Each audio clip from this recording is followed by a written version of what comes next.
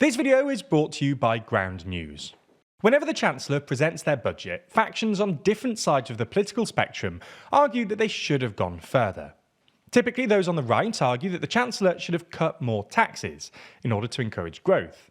Typically, those on the left, however, usually argue that the Chancellor should have introduced some new taxes aimed at the wealthy in order to increase the government's tax receipts. Now, one of the main taxes the left have advocated for in recent years has been that of a land value tax. This has actually been backed by a number of economists and groups, with some describing it as essentially the perfect tax. So in this video, we're going to have a look at the benefits of it, the drawbacks of it, and whether Chancellor Rachel Reeves actually has a chance of implementing it. Before we start, if you haven't already, please consider subscribing and ringing the bell to stay in the loop and be notified when we release new videos. Now, in essence, a land value tax is exactly what it says on the tin, a tax on the land that someone owns. Notably though, it's not a tax on anything that sits atop the land. This might seem like a relatively small distinction, but it really isn't. You see, the value of anything actually on the land is determined by factors within the owner's control. For example, if you build a nice hotel on the land, it's going to be worth a lot more than a run-down house. If you put work in to make the property nicer, it will be worth more. Therefore, the value of the property is determined by your labour. However, the value of the land these properties sit on are determined simply by outside factors, i.e. the hard work of people to raise the value of the land around it. Consider for a moment that you own an empty plot of land in a city. If people build more houses, shops, pubs, bars, hospitals, schools, etc. around your plot of land, the demand for your land will increase, as more people will want to build things near to these lovely new amenities. Even though you yourself didn't do anything really to increase the value of your land, its value increased, thanks to the labour of others. Without a land value tax, the outcome here would be that you could either sell your land for a profit now or hold on to it in the hope that your land increases in value over time and you can sell it for even more. With a land value tax, however, you'd have to pay tax for the value of your land for the duration of the time that you own it. This would incentivise you to do something with it to make it worthwhile to the community, or to sell it and let someone else do something useful with it. To put it simply, it stops people hoarding land and encourages people to use it for the benefit of others. With other taxes, an individual might be incentivised to try and avoid paying such a tax by taking their capital elsewhere.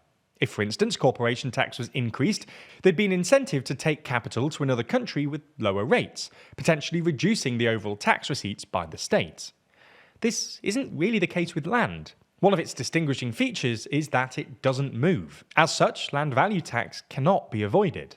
A good example of this is Denmark. Denmark has a form of land value tax, confusingly named the municipal property tax, which is payable on any property owned by residents both in and outside the country. This has led to an interesting outcome where Danish billionaire Anders Holk Poulsen, the largest property owner in Scotland, pays land value tax on his land in Scotland. Not to the Scottish government though, but rather to the Danish government. The point is, Denmark has shown just how effective a land value tax could be. Depending on exactly how you implement such a tax, you really could make avoidance virtually impossible. Another of the big benefits here is that it would alleviate economic inequality. Regular viewers of the channel will know from our other housing videos just how commodified housing has become. Over the last few decades, younger people have found it harder and harder to get on the property ladder and have had to, instead, turn to renting. This is, in no small part, thanks to the centralisation of property in the hands of a small number of people. In fact, in the UK, 70% of the land is owned by 1% of the population. Those that argue for a land value tax would argue that it's this tiny fraction of the population that would pay the vast majority of the tax. So, now we know what the tax is and why people want it, let's move on and have a look at its criticisms and its practicality. One of the main criticisms is that it's just not that easy to value land. This is something that's already been observed when implementing the council tax system. Essentially, the current council tax system was introduced in 1991, and properties were assigned a band. Properties that were worth up to £40,000 went into Band A, those worth between £40,000 and £52,000 went into Band B, etc. For properties built since 1991, the government essentially values them based on what band other similar properties are in. The thing is, this is already controversial and causes some weird outliers, and that's taking into account that finding house valuations is actually pretty easy. Think of sites like Rightmove and Zoopla. For land value tax, we need to separate out what the property on top of the land is worth and try to independently value the land underneath it itself. This would be incredibly tricky, and is not really something that people have previously really conceptualised, which would inevitably cause monumental backlash to the assessments. Another big issue is how it would interact with planning permission. One of the big pros of a land value tax is that it would encourage more people to actually use the land that they own. However, one of the big issues in the UK is that property developers often can't get planning permission as quickly as they'd like. Without massive reforms to planning permission, one of the biggest advantages of the tax would be squandered. And changing it would effectively make an already gargantuan change to the status quo even larger. And, well, this leads us on quite nicely to our last section, whether Reeves is able to introduce this tax.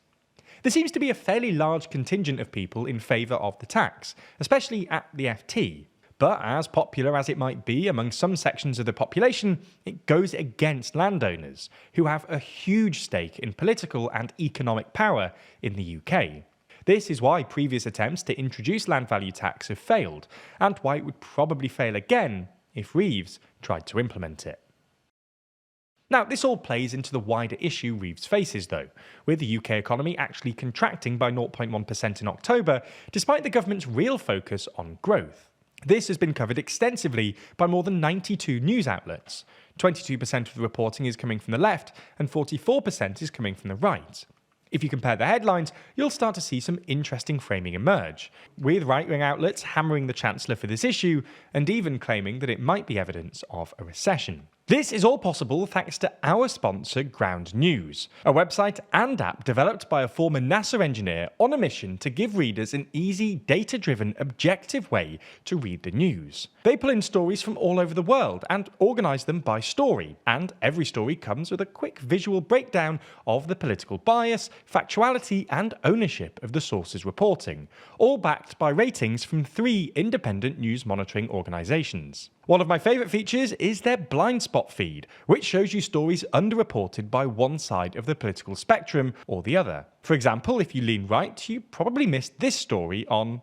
Now, as an impartial news outlet, we're passionate about informing our viewers about bias and helping them to understand how it affects the media they consume. Ground News is very effective at this, showing you exactly how each side of the political divide covers each story you see online. And best of all, we're currently offering viewers 50% off their Vantage plan, which includes unlimited access to all of their amazing features like their blind spot feed. This is their biggest discount of the year, so go to ground.news/TLDR, click the QR code here on screen, or use the link in the description to subscribe today.